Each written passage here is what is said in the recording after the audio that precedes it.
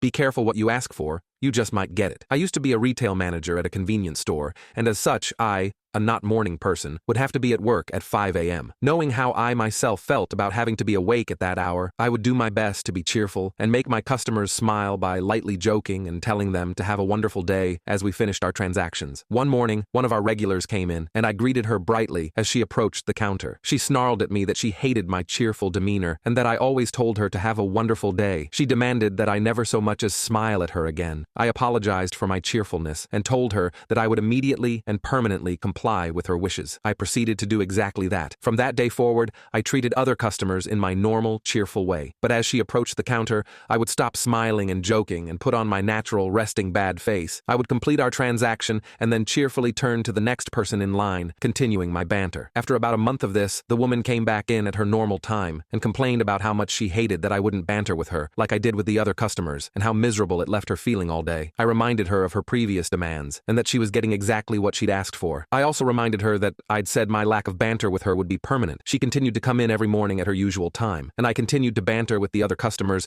but would stop even smiling as she'd approach the counter, then turn to the next person in line and continue the banter. She continued to look miserable. Had she simply asked me to tone it down a bit, or said she just wasn't in the mood for banter that day, I would have adjusted accordingly. Instead, she got exactly what she asked for.